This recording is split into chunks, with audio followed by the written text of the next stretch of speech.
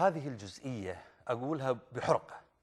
هذا الأمر تقريبا عندي المعلومة هذه من شهرين أو أكثر، وهي لهجة محمد الوشيحي في البرنامج. محمد الوشيحي يتحدث بلهجة بدوية. الكلام ما جاء بهذه الطريقة، الكلام جاء شلون؟ أحد المسؤولين السابقين في الدولة، أتكلم عن مسؤول سابق، والله لولا أن اللي بلغني طلب مني أني ما أذكر اسمه والله لا أقول اسمه، ولا عندي مشكلة فيه، خليه يروح يشتكي. أحد المسؤولين السابقين في الدولة يقول مشكلتنا الآن مع البدو، طبعا يقصد القبائل، ما عاد في بدو بس هو يقصد القبائل. مشكلتنا الآن مع البدو مش أنهم سيطروا على مجلس الأمة، هو صاحبنا هذا الرئيس الوزير السابق أو المسؤول السابق متعود على أبناء القبائل تلتفت عليه الحكومة ارفع ايدك يرفع ايده، يا اما يتبع الحكومة يا اما يتبع الأقطاب البرلمان، ما عندهم قرار غالبيتهم ذاك الوقت من سنوات وعقود مضت. الآن جاوا كلهم في غالبيتهم أسود، يعني السواد الأعظم منهم أسود وقادة، ويعني كل واحد منهم يملك قراره، حر قراره، ما تعود ولا يبي هالشيء هذا. هو يا ربع نتكلم عن العنصريين، ما أتكلم لا عن الحضر ولا عن الشيعة، أتكلم عن العنصريين، هو عنصري حضري.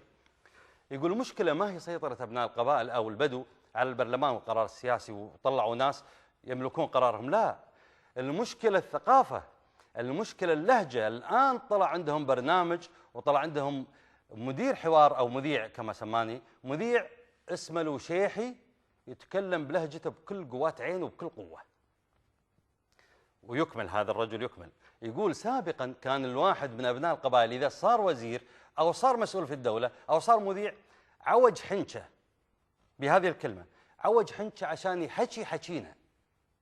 الآن طلع محمد الوشيحي يتكلم بلهجة بدوية وبكل قوة، ولاقى البرنامج نجاحا بين أوساط الناس وبين أوساط القبائل، وأيدوه قبائل وخارج القبائل.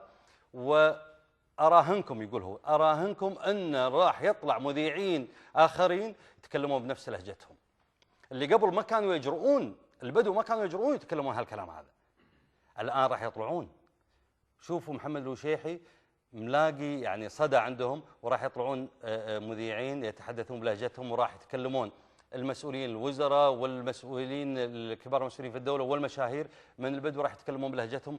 وهذه هي المشكلة، زرع ثقافة، إحلال ثقافة مكان ثقافة. وهو هكذا يرى بأن أني أنا واحد من الناس اللي يزرعون الثقافة، يزيلون ثقافة ويحطون ثقافة. شوف العنصرية، مع أن نقول هذا المريض نفسيا العنصري، هذا المريض الموبوء، نقول له يا مسكين والله البدو ما هم عنصريين، ولا عمرهم انظروا وقالوا كلام هالعجمي ليش يتكلم كلام عجمي، ليش الحضري يتكلم بكلام حضري، هذه مو لهجة. لا لا لا، يحترمون كل واحد ولهجته.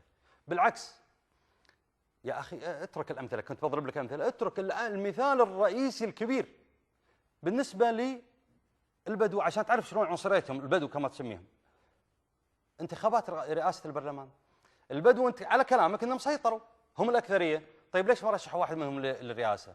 والله لو واحد منهم ترشح ضد أحمد السعدون، يعني المترشحين الاثنين ترشحوا للرئاسة، لمن لا يعلم من خارج الكويت، أحمد السعدون حضري سني طبعا، محمد صقر حضري أيضا سني، ترشحوا للرئاسة، البدو بصورة واضحة وقفوا مع أحمد السعدون. والله لو تجرأ واحد من أبناء القبائل أنه يوقف ضد أحمد السعدون، يأكلون القبائل، ينهشونه بالحمى وهو حي، هو يمشي يأكلونه. وخر عن السعدون. غير انتخابات الرئاسة، شوف السعدون من اللي صوت له نسبة كبيرة من القبائل. شوف فيصل يحيى، شوف عبد الرحمن العنجري، ليش نروح بعيد؟ عبد الرحمن العنجري تفازعوا له تحامل القبائل، يقولون يا الربع عبد الرحمن العنجري قبل جمعان الحربش، وذكروا بالاسم جمعان الحربش، هو الأكثرية هناك الأغلبية، ربعنا عنزة والعوازم اللي في صليبيخات وفي المناطق ذيك، يعني ما بيذكر قبائل، وقفوا وقفة وكأن عبد الرحمن العنجري كل واحد منهم واقف ويا عبد الرحمن العنجري وكأنه ولد عمه. هذا هو نفس القبائل، ما في لا حضري ولا بدوي عندهم، ولا شيعي ولا عجمي ولا الكلام هذا ما عندهم.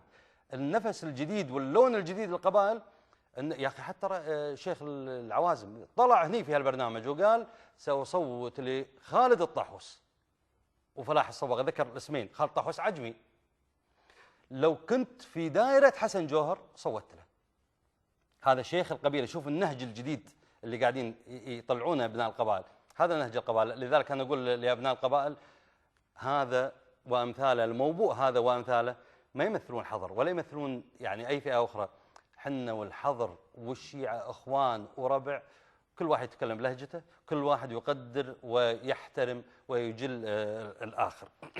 الحديث يطول والله لو أفتح، أنا أقول لهذا الموضوع والله لو أبي أفتح ملفات على موضوع سالفة اللهجة وما لهجة وسالفة كلون البدو وما كلون البدو، هذه لو بفتح فيها ملفات والله لعورك أنت وغيرك، لكن ما نبيها. نقدر نفتح ملفات نقول تعالوا الهيئة الفلانية كم بدوي فيها، الهيئة الفلانية، الوزارة الفلانية كم نسبة البدو، نقدر نفتح هذا الأمر، لكن ما نقبله.